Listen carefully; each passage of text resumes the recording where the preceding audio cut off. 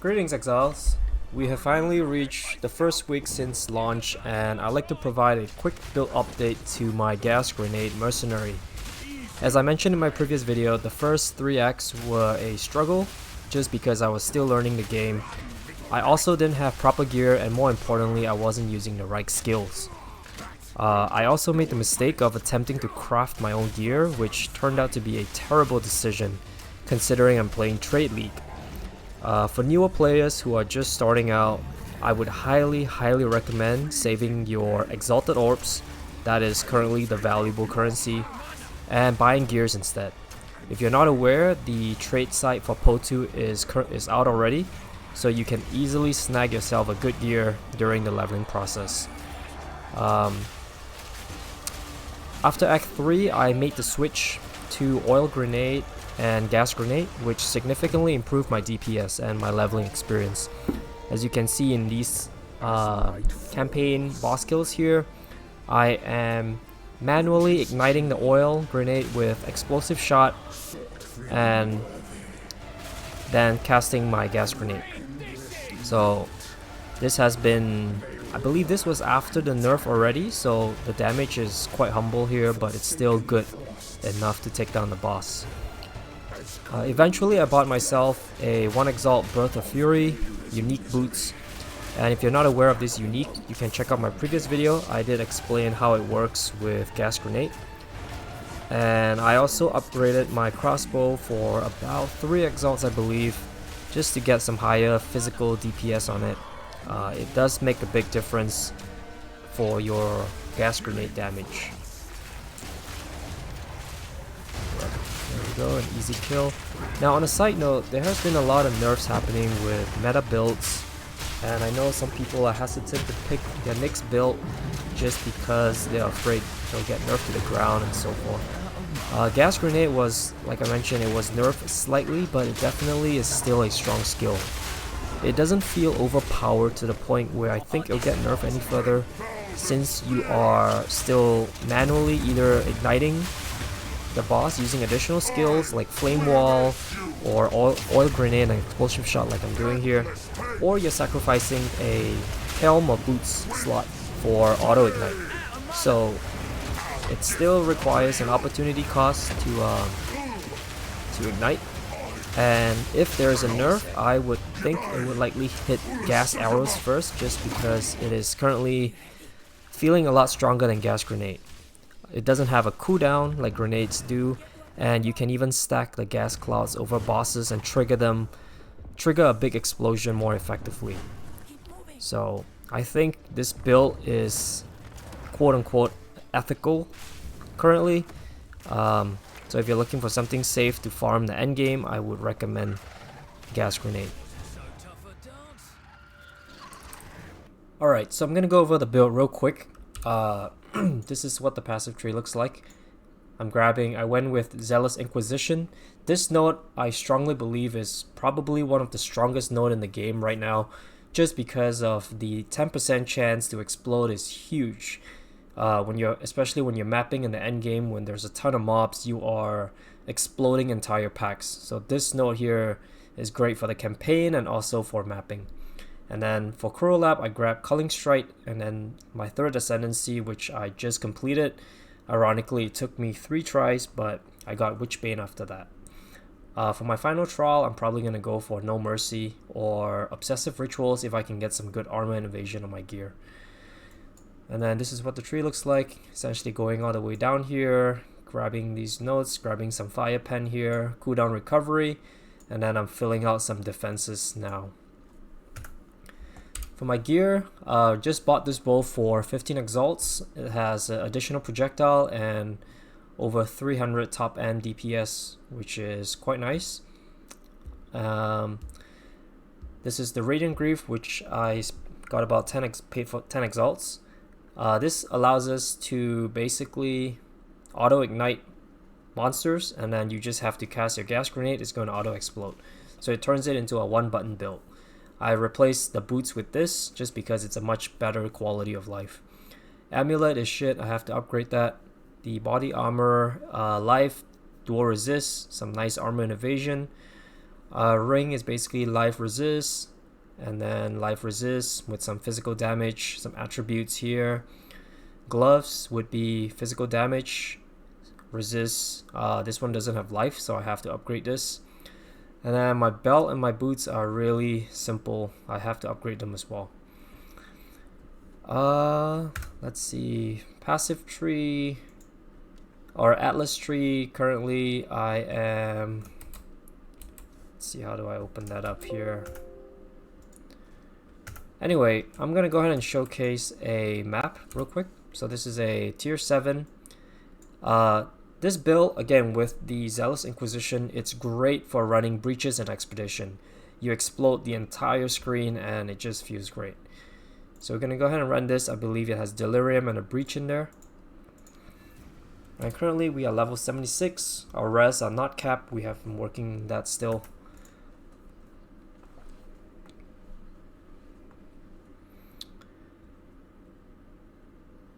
So we are not that tanky, so you have to still play safe. But our damage is good enough where we are killing stuff mostly, and that's our best layer of defense. With rares, we just drop an oil grenade, as you can see here. Yeah, that's very tricky. Delirium makes things a lot more dangerous, so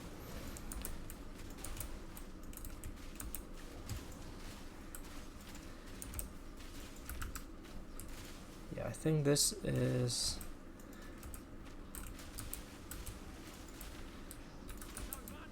Now mana is a problem. You do have to manage your mana with a mana flask, or once you get a 5 link, inspiration would be a great link to have in there.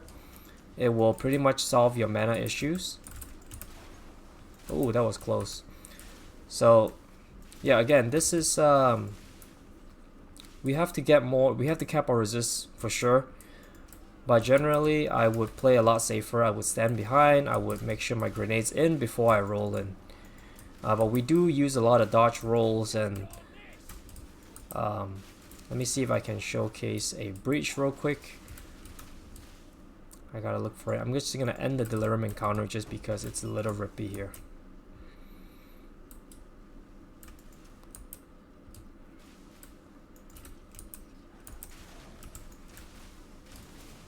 But yeah, as you can see, big packs are great for us because of the explosions. Ooh. I swear, some of these mobs have on-death effects, which is super annoying.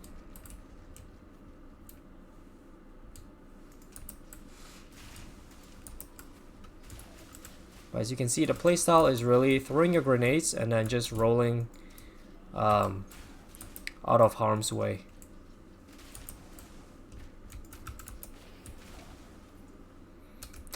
Now, where is the breach?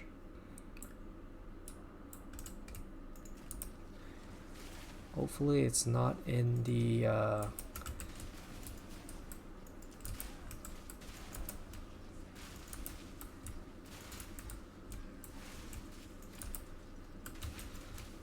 I gotta admit, we've had a few close calls this map.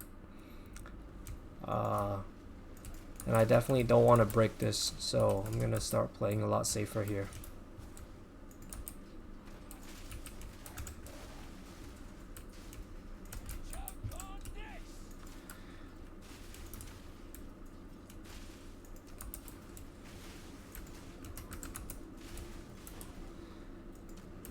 Alright, so we identified the rares that we have to kill on the minimap.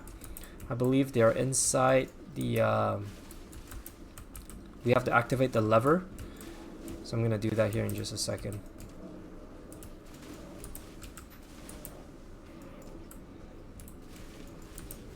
Now, as you can see, this is why I said that it's unlikely that this build will get nerfed, just because I wouldn't consider this an overpowered build. Defenses are definitely lacking. Damage is good enough where if you play carefully, you can take out monsters without getting hit.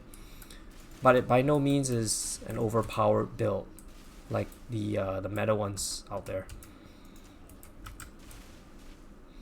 Alright, we're just gonna go ahead and activate this here. This lever is super annoying because there's a long animation to it, and if you're getting hit, you can cancel the animation. Okay, so we survived that.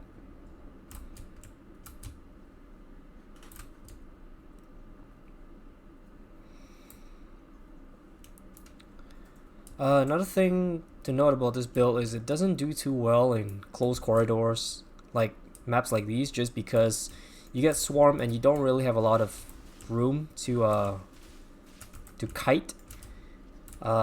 It's better on outdoor maps generally. So as you can see, that rare basically just died.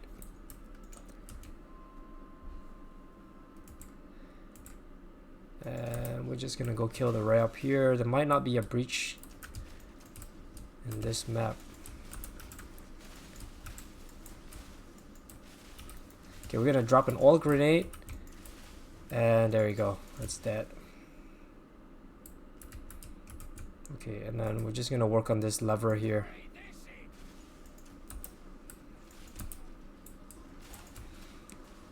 Again, pro tip, before you activate this lever, make sure you kill everything around, just because there's a long animation that you can't cancel.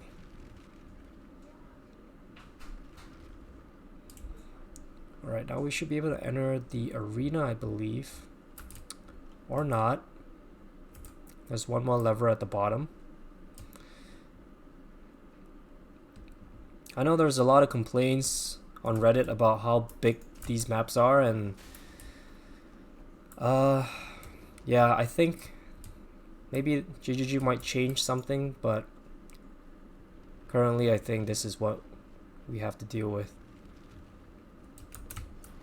Okay, we just dodge out of that. Huh, so there's another lever somewhere.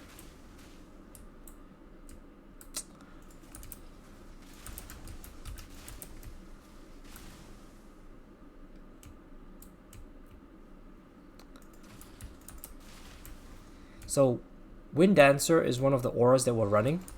I forgot to go over my gems. So All Grenade, we're also running Defiance Banner for some armor and evasion and movement speed, and Wind Dancer for evasion and also just defense. Voltaic Grenade is actually very good because there is this gem called support gem called Stonefire, which on ignited enemies your shock do not expire. So we just throw a bunch of these on the boss, and once it shocks them, it typically shocks for about 35%. The shock will basically stay on there forever. So it's very nice. It's a huge damage increase. Okay, so that's the rare. And then we have two more rares here. Or is that the boss? So we're gonna ignite them with the oil grenade. And then I can show you the shock here. Okay, it didn't work. But just to show the clear with a breach, you get very satisfying explosions because breach monsters, I believe, undead. So there is a 20% chance to explode for 100% of their health. So it's very, very satisfying. Again, this is very, very rippy.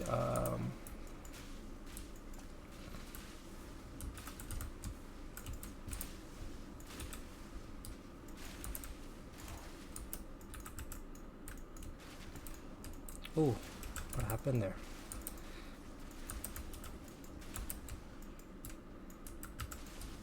Alright, I'm lagging a little bit.